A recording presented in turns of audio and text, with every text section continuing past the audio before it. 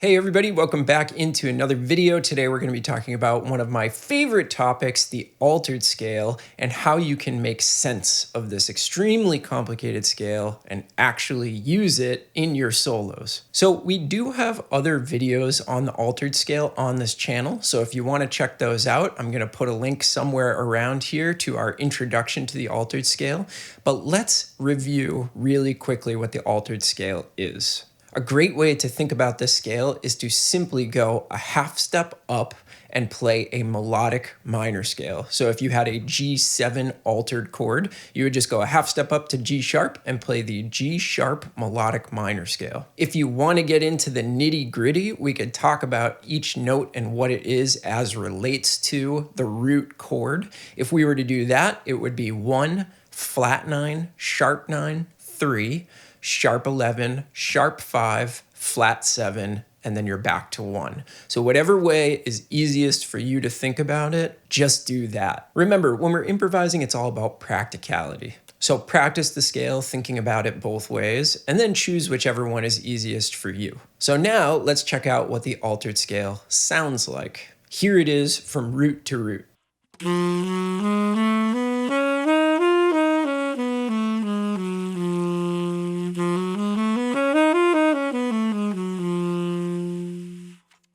Okay, so one of the main things that I see with my students is that they know what notes are in the altered scale, they know the idea behind it, but their solos, when they try to use the altered scale in real life, like let's say over the 5 chord in a 2-5-1, it just sounds like a jumble of notes.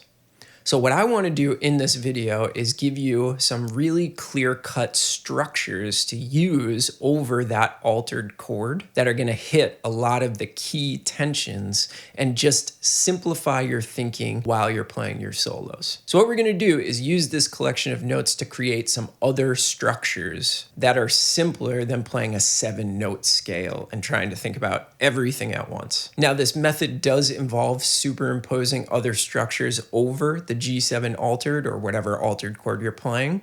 But I think by the end of this video, I hope you will have a better idea of how to do that and how at first it can seem intimidating to think about a different chord or a different structure, but at the end of the day, it's actually way more simple to do this and a lot more effective.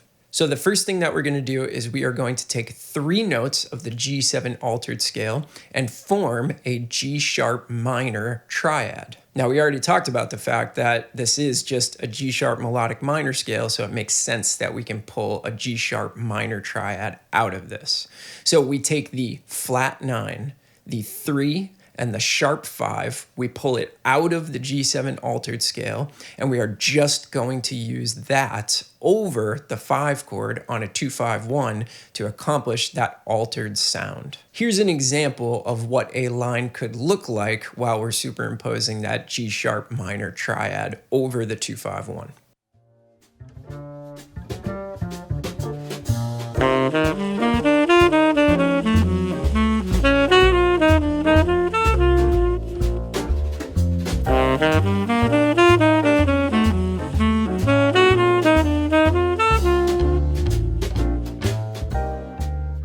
So that sounds pretty good. Selecting those 3 notes work really well together. So that's a great way to simplify the altered scale, boil it down to 3 notes, use that, and it's very effective.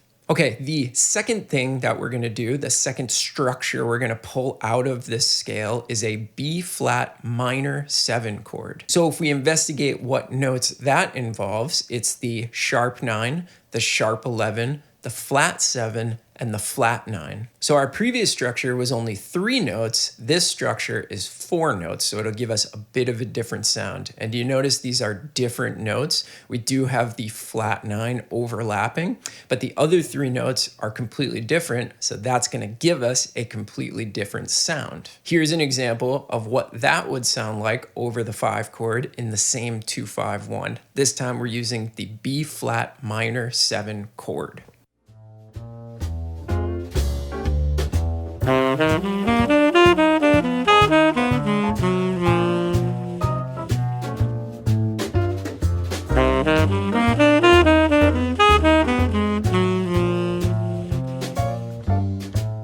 So that one sounds great as well. That one gives us a cool combination of the flat 9 and the sharp 9. So if you're looking for that sound, the B flat minor is perfect for that. Still very effective, even though we added one more note. Still very easy to think about. 4 notes, B flat minor 7 chord, superimpose it over the G7 alt. Okay, let's take a look at our third structure. This one's a really interesting sound, a little bit harder to think about. So what we're gonna do is go into that collection of notes again, and this time we're gonna pull out the notes that constitute a B major 7 sharp 5 chord. Now you may have never even thought about that chord before, so if this is too complicated for you, that's fine. Stick with the simpler structures, but you can come back to this video when you feel like you're ready for it. So the notes involved in that chord would be the 3, the sharp 5, the 1, and the sharp 9. So a really interesting collection of notes. Now, all I'm gonna do is throw that into the 2-5, superimpose it over the 5 chord, and it sounds something like this.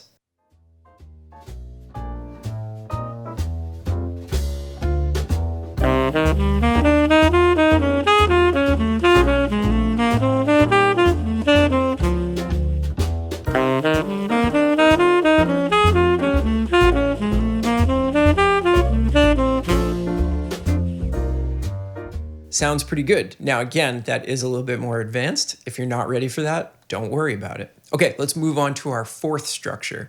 Now we are going to pull an F minor 7 flat 5 chord out of the collection of notes that form the G7 altered scale. When we do this, we are choosing the flat 7, the flat 9, the 3, and the sharp 5. So can you see that a lot of these different structures overlap in a big time way, but they're all slightly different from each other, giving us a slightly different flavor out of whatever chord we're choosing to superimpose. So if we put that F minor 7 flat 5 over the G7 altered, it sounds like this.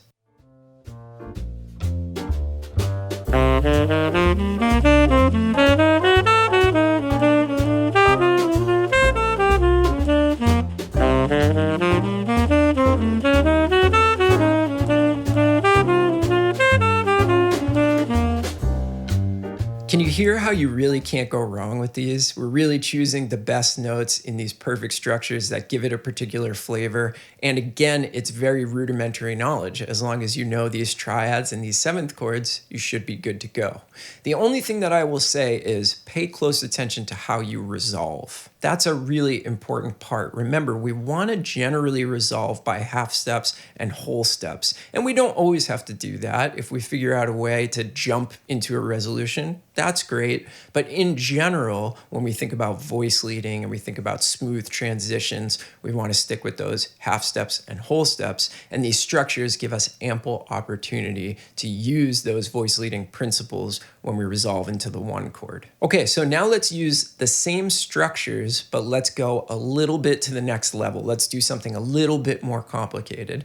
So instead of superimposing the new chord over the entire measure of the 5 chord, we're gonna split that 5 chord measure in half. We're gonna use the root triad of the G7 altered chord, which is a G augmented triad. And then over the second half of the measure, we're gonna switch to one of those other chords that we talked about. So we're just making it a little bit more complicated. We're switching back and forth between the two structures in the course of one measure instead of just sticking with that one structure, and this can provide for a little bit more of an interesting sound. So in the first example, you will notice that for the first half of the 5 chord, I'm using a G augmented triad.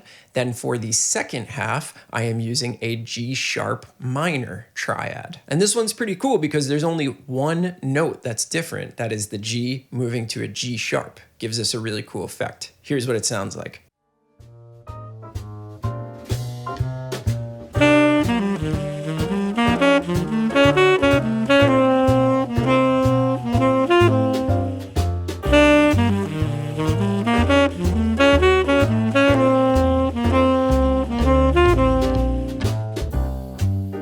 Okay, so for our second example, we're going to do the same thing, but over the second half of that 5 chord, we're going to be using our B flat minor 7 chord. And we're just gonna stick to the 1, 3, 5, 7. So you'll notice we've got that G augmented triad, then we have our B flat minor 7 chord. This one sounds like this.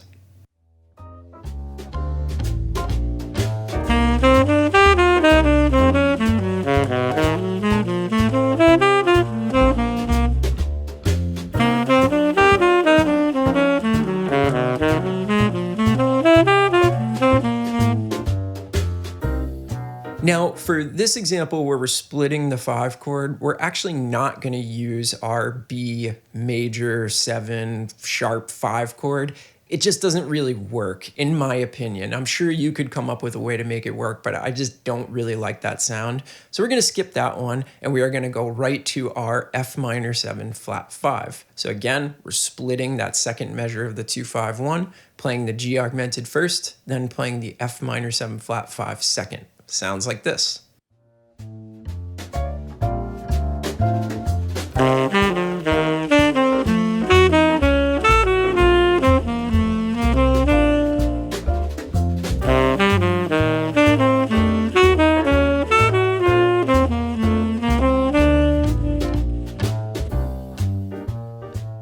Okay, so there are 7 examples of what these different structures sound like, how you can actually use them, and how this might make playing the altered sound a little bit easier for you. Now, let me give you a little bit of advice on how to go in the practice room and start using this.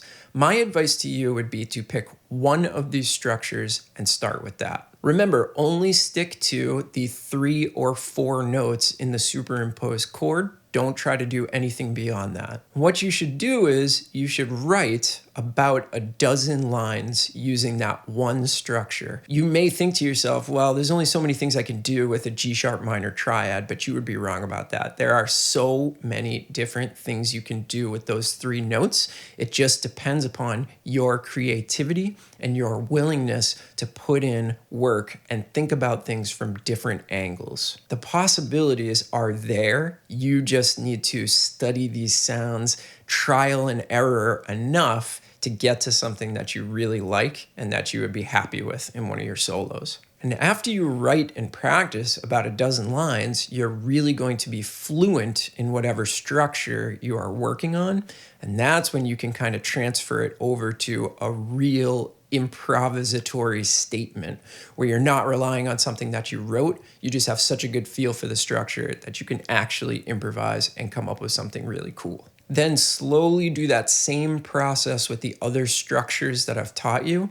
And the other wrinkle is that you have to do this in multiple keys because you're not always going to be dealing with a 2-5-1 in the key of C. But you could start in the key of C, get your mind wrapped around this concept, and then start practicing it in other keys as they come up in tunes, or you can go for it and just practice all 12 keys. It's kind of up to you. That works differently for a lot of people. It kind of depends on how your brain works and what is going to be the best approach. Do whatever works for you. I am not going to tell you to do it one way or the other because what might work for some might not work for some others. The important part is that you are practicing and doing your homework at the end of the day. So let me know in the comments section below if you have any questions on what I've just presented to you. This is going to require a lot more digging and exploration on your part. I just kind of wanted to show you what was possible and how I like to think about these altered chords, what has worked for me, and hopefully you can transfer at least one of those ideas into the practice room for yourself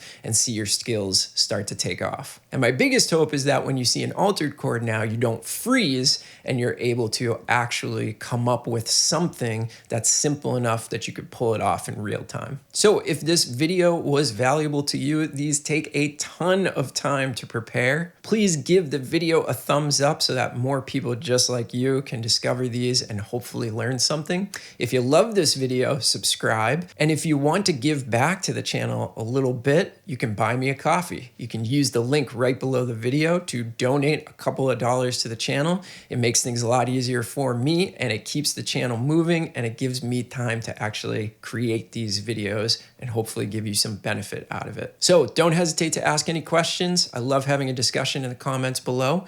And thanks for watching. We'll see you on the next video with another jazz lesson. Bye.